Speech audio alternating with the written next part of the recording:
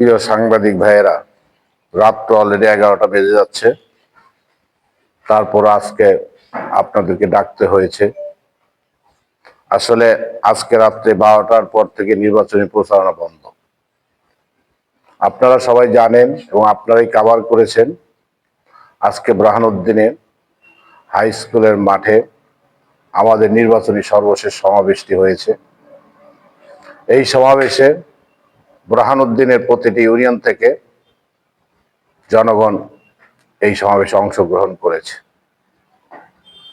ঠিক তেমনি দেউলা ইউনিয়ন থেকেও লোকজন এসে এই জনসমাবেশে অংশগ্রহণ করেছিল।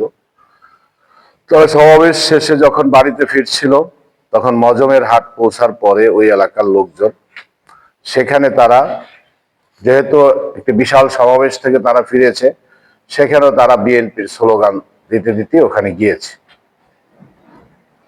যাওয়ার পরে ওখানে স্থানীয় জামাতের 2-4 জন কর্মী ছিল, তারাও ওখানে মিছিল করার একটি উদ্যোগ নিচ্ছে বলে আমি শুনেছি। কিন্তু বিএনপির কর্মীরা যেহেতু এই সময় মিছিলরত ছিল, তারা তারপরে একটি মিছিল করবে এরকম একটা কথা ছিল। সেখানে যেহেতু আমাদের দলের নেতাকর্মী সবচেয়ে বেশি ছিল, আমাদের নেতাকর্মীরা বিশেষ করে আমাদের নেতৃস্থানীয় যারা ছিল, তারা জামাতে ইসলামী নেতৃস্থানীয় ওই এলাকার যে মুস্তাফিজুর রহমান সাহেব ছিলেন জামাতের আমির, তার সাথে কথা বলেছে যে আমাদের লোকজন যাওয়ার পরে আপনারা মিছিলটা করেন। সেই ভিত্তিতে মিছিল হবে, তারা পরবর্তীতে মিছিল করবে। ইতিমধ্যে হঠাৎ করে বুরহানুদ্দিন থেকে 2টি মাইক্রোবাসে বুরহানুদ্দিনের জামাতের পৌরসভার সাধারণ সম্পাদক জনাব মাকসুদুর রহমানের নেতৃত্বে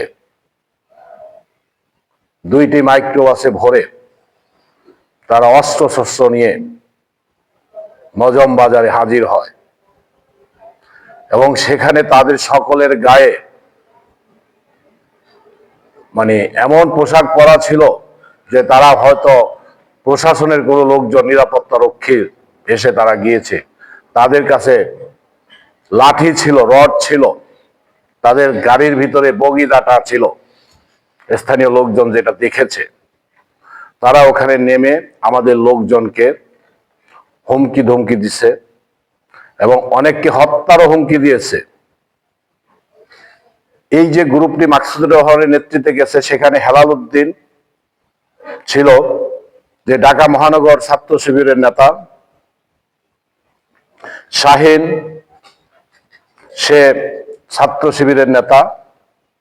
মেহেদি হাসান শরীফ, সে এনসিবির ভোলা জেলার সদস্য সচিব, যতদূর জানতে পেরেছি। তারা মাস্তান বাহিনী নিয়ে ওখানে হাজির হয়েছে এবং তাদের অসৎ উদ্দেশ্য, তারা নির্বাচনটিকে একটি কঠিন অবস্থায় নিয়ে যেতে চায়। কারণ তারা আজকের এই সমাবেশ দেখে তারা আতঙ্কিত। এতদিন তারা বলতো, দৌলতখানে গিয়ে বলতো বুরহানুদ্দিনের বিএনপি সব শেষ, সব জামাত। আবার বুরহানুদ্দিন এসে বলতো দৌলতখানে সব শেষ। কিন্তু আজকে আমাদের 2টি সমাবেশ দেখে তারা বুঝতে পেরেছে তারা শূন্য হাতে আছে। তাই তারা ভাড়াটিয়া মাস্তান দিয়ে আমাদের লোকজনকে ভয়ভীতি প্রদর্শন করতেছে। তাই আজকে এত রাত্রে আপনাদেরকে আমরা ডেকে এই ঘটনাটা প্রশাসনের দৃষ্টিতে আনতে চাই। ঘটনার যখন এই মাস্তান বাহিনী দেউলা ইউনিয়নে যায়, তখন আমাদের দেউলা ইউনিয়ন বিএনপির সাধারণ সম্পাদক সাহেব থানাকে ইনফর্ম করে। থানা যৌথ বাহিনীকে ওখানে পাঠিয়েছে, যৌথ বাহিনী ওখানে গিয়েছে, উভয় পক্ষকে তারা নিবৃত করেছে, কোনো অঘটন ঘটেনি। কিন্তু মাস্তান বাহিনীর ব্যাপারে তারা কোনো পদক্ষেপই নেই। কেন তারা বুরহানুদ্দিন থেকে হায়ার করে 2টি মাইক্রো নিয়ে ওখানে উপস্থিত হলো, তারা কিন্তু এই ব্যাপারে কিছুই করলো না। আমরা হতবাক, আমরা বিস্মিত যে আসলে তাদের কর্মটা কি।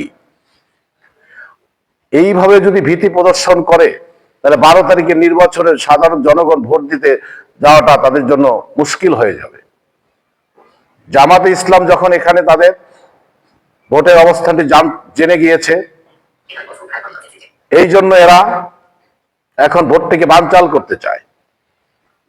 তাই আমরা আপনাদের মাধ্যমে রিটার্নিং কর্মকর্তা, সহকারী রিটার্নিং কর্মকর্তা এবং নির্বাচন পরিচালনায় যে ম্যাজিস্ট্রেসি পাওয়ার নিয়ে এসিলেন্ট সাহেবরা আছেন তাদেরকেও জানাতে চাই, আপনারা কঠোর হস্তে দমন করুন, এই সমস্ত বহিরাগতদেরকে আপনারা দমন করুন। অলরেডি নির্বাচন কমিশন থেকে নির্দেশনা এসেছে, আমরাও নির্দেশনা পেয়েছি যে এই আজকে রাত্রে 12টা থেকে যদি নির্বাচনী এলাকায় কোনো বহিরাগতরা থাকে তাদেরকে কঠিন হস্তে দমন করার জন্য নির্দেশনা আছে নির্বাচন কমিশনের।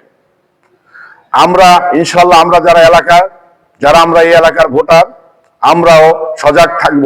আমরা আপনাদেরও সহযোগিতা চাই, প্রশাসন যেন আমাদেরকে সহযোগিতা করে এই বহিরাগতের হাত থেকে আমরা মুক্তি চাই।